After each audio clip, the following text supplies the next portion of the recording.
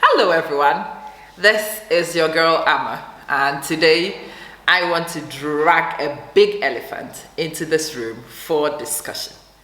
Alright, I want to address a group of people I like to call the new wisdom group of people, the newly discovered people, the people who have suddenly become intelligent right now, the people who have suddenly discovered truths that they think are brand new. But these are old age truths. Some people who've got it twisted and need to rewind it and correct an error. So let's talk. Right now, you come across so many group of people who are discovering intelligence for the first time. They are suddenly so intelligent, they don't respect anybody else's intelligence. They always know everything and they are always right. And if you disagree with what they think, oh my God, you must be the only stupid person in this world. This new intelligence is assumed. Everybody who belongs to that group is said to be intelligent. But this group is so diverse. People come from different places. And no, it is not just one group. There are many, many groups. Some people call themselves the newly enlightened. Some people call themselves by different names, but the principle remains the same. This principle is that people have come to understand things. These people assume that the new understanding is the only way, the only understanding. And that is the group of people I want to discuss and I want to address today. Before I actually get started on this, I will make you some declarations. My name is Amma Manson. Yes, I am a girl, not a man. But in some ways, I am actually quite intelligent. And in some ways, I am very stupid. I am very daft when I want to be. And sometimes even when I don't want to be. Sometimes I am so intelligent, so wise, that I shock myself. I am unpredictable, even to myself. So interesting disclaimers to start with. You see, I'm a woman who is not in control of much. I only control very little. A lot of things are actually beyond my control. And for that reason, every now and again, I find the odds stacked against me. And yes, I do pray. I ask for help because sometimes I realize it's actually beyond me. My calculations and my manipulations alone are not enough. There are days when things that I should win hands down elude me. And there are many days when I don't actually do anything and things fall in my lap. In my experience, I've come to know I don't control much. I actually don't control much. So when I feel the odds stacked against me, when my ability doesn't seem adequate, I actually pray. I don't know who is out there, but my assumption is that there must be a creator. Why do I assume that? Because I'm a scientist. And as a pragmatist, it makes sense that things exist, that they were made. When I look at intelligent design, when I look at how nature is all organized, no, it's not random to me. In my brain, there has to be a creator. That's what I believe. Some people call it God. Some people want to call it the universe. Some people call it many different names. But I think if we are honest, most people who use this variety of names are actually addressing a creator, a supreme being. You might not believe in the full supremacy of this being or whatever. Some people don't believe in existence. I cannot speak about those people. I can tell you my biases before we get started, and that's what I am describing. I'm a Christian, but I also describe myself as a pragmatist. I am not somebody who takes dogma and just work with. I have to rationalize dogma. I have to conceptualize things. I have to make sense of things, and when things do make sense to me, then they are workable. There are some Christian doctrines that are very easy for me to apply. Love thy neighbor. It's easy.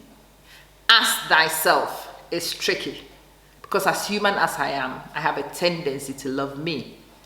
Those who are near and dear to me and those who look like me better. It's a human nature. It is one I'm not proud of, but it is still my nature anyway, and I cannot pretend it isn't. I love certain things, and giving those things up to other people are difficult. I can understand wanting to get people as close to what I would give myself as possible. I work towards that. I don't always achieve it because I am actually self-centered. I am actually very selfish when you think about it, when you consider it. Listen, I try very hard to treat people fairly. I try very hard to be a decent person. Yes, I describe myself as a pragmatist. I take doctrine, I analyze doctrine, I rationalize doctrine, and I accept the ones which work with my brain, and there are some that I still need to work on. There are some things that I do better. There are some things that I can't. That's me with my human limitations. Admit all those things. Am I God? No, I am not God. I don't believe I'm God. Because if I were to be God, the concept of God I know, I should be all-knowing, I should be all-seeing, and I am not. No, I am not a creator. Yes, I have born 2 children. But if you ask me the difference between those 2 occasions when I managed to make 2 human beings out of my interactions, and the differences between those occasions and the many others which did not result in those children, I cannot tell you. So I do not call myself a creator. I don't think so. I don't qualify for that. I am a pragmatist is one of the reasons why I can never call myself God, because I know my limitations. Yes, I do know my abilities, thank you very much. I am very well aware of them. I do have some abilities. I do have some gifts. Maybe even better than average, but I also know my limitations quite clearly. Quite clearly. So now you are clear. Yes, I believe in God. Yes, I believe God is supreme. Yes, I have some abilities, and I see those abilities as gifts. There are some of those abilities that I have worked on and developed. There are some of those abilities that are innate, I was born with. I recognize all these things. And to me, those things are gifts. I think you are clear of what I am trying to describe, of my lenses, so you know the perceptions that I would have as my biases. Now let's talk. I believe we all don't know much. What you know is actually a small fraction of what you don't know. Because in fact, every day I come across many scenarios where the things I don't know of, even of the areas that I thought I must be an expert now, humbles me to know that I actually don't know much.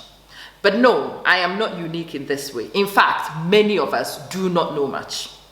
Many of us feel compelled to say things, and occasionally what we say and predict comes true. But it was just a random guess sometimes. It's a wild guess. Absolutely no guarantee. It happens to me. And if you admit, it would happen to you as well. I believe none of us knows much. We do know the things we see, the things we observe. But in terms of divine things, not many of us know much. We calculate based on our perceptions. So some people will see God as a punishing God. You do something wrong and he punishes you. Because your experiences of your authority figures, of your parents, might be like that.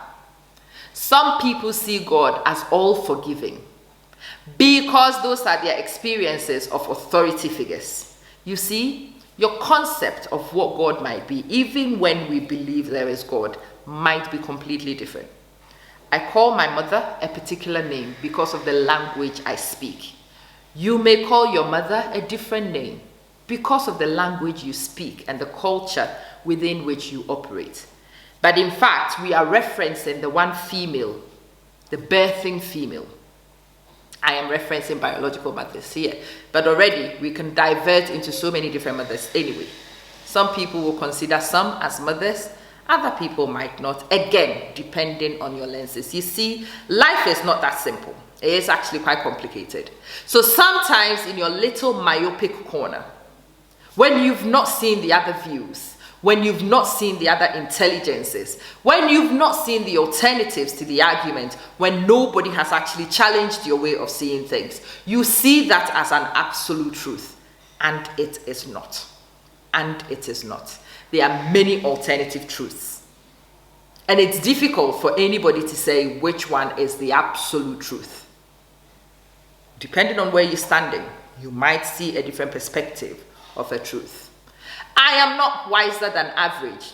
And in fact, when other people prepare to see more, when people prepare to know more, when people think they are more powerful than me, that worries me. That worries me a lot. Because in fact, I know from my experiences, I don't control Jack. I don't control much. And I am typical. I am average. If I don't control much, you don't control much either. You don't know much. I can never predict the day I will die, and neither can you. None of us know. None of us know. We don't know much. We just make noise. We just make assumptions. We just convince other people that we do. But in fact, we know very little. Not just me. I don't know much, and you don't know much either. We have ideas. We have thoughts. We have hypotheses. We have concepts. But absolutes, difficult to say. But the only group of people that I call the real wise people are the people who've come to this knowledge. To me, wise people know that they don't know much. Wise people know that there are multiple wisdoms. Wise people understand that there is limitation to their own theories. And the really wise people, they are open to listening to other people's perspectives so they can broaden their horizon even further. In my experience in academia, the more I learn, the more I discover I don't know. The more I learn, the more I discover I don't know. And as a pragmatist, I dare say that in life, the more wise you become, the more you realize that you are not an authority on wisdom. There is much more out there than you currently know. There is more there than you perceive. There has to be more. There has to be more. Because when you look at the evidence from observing nature and human interactions, it stands to reason that there cannot just be one truth. What I also know is that each person has been granted free will. I say that God has granted us free will. Some people would say the Creator has granted us free will. Other people don't even want to acknowledge anybody granted it. But as human beings, one of our fundamental things, our fundamental rights, is the right to choose. I may decide to acknowledge the goodness of my parents. You might decide not to acknowledge the goodness of your parents. Your choice, my choice. I might decide to be humble and acknowledge that I don't know much. You might decide otherwise. Your choice. You may believe something will be an absolute truth, and you may have found the truth. But remember, I have the free will to choose to go with your truth or not. As somebody who supports your truth, as somebody who wants to propagate your truth, if you are really wise, what you would want to do is convince me, is explain to me, is to take it beyond reasonable doubt. But don't tell me I am not intelligent. I don't have common sense. The minute it comes out of your mouth that my alternative view does not have wisdom or common sense or whatever name you want to use, that is the day, to me, I am convinced that you have no sense or you have very little of it. You see, the more sense you get, the more you become aware of the different senses that there are, of the different perspectives that the same thing can have. You can have different interpretations depending on the perspective you look at. If you are aware of perspectives, if you accept that other people are allowed to have different perspectives, you tend to be more accommodating of other people. You tend to be more open-minded. You tend to understand that people don't have to come to the same conclusions you have. Some people call this principle agreeing to disagree. Explain to me as explicitly as you can, as convincingly as you can. And when you finish explaining, you are done. Your job is done. I was born with free will, the will to choose freely, to consider all options and to apply logic or otherwise. There are days when I decide not to apply logic. So there are days when I decide to give my hard-earned money to somebody who does not deserve it, because that's what I want to do that day. On other occasions, you will have to beat the gong to get a dime out of me. My choice. Sometimes I want to apply logic. Sometimes I get tired of logic. Sometimes I just want to be irrational. It is my will. It is my choice. And I should be allowed to exercise that freely.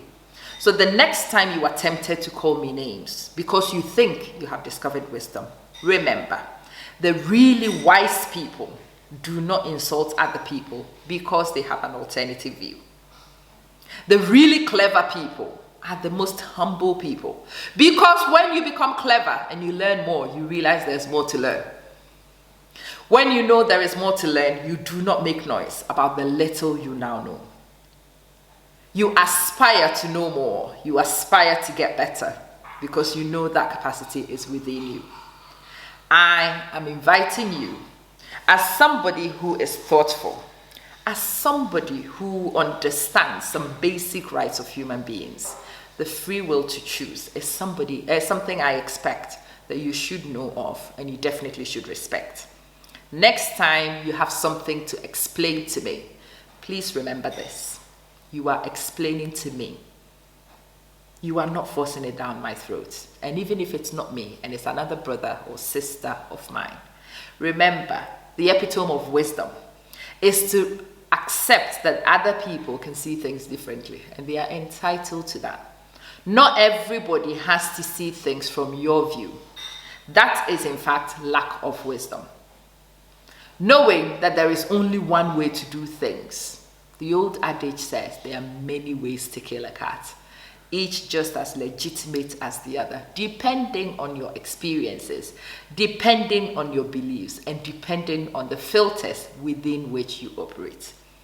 I am actually throwing this out generally, but I think a few people would definitely pick up the message I want to get across to you. I've had many discussions with many people wanting to force down something, wanting to push things down. And I always say to those people, when you start doing that, you betray your lack of intelligence. You betray your lack of wisdom. There are many different ways of doing things. And if somebody's way of doing things does not affect you, then leave them be.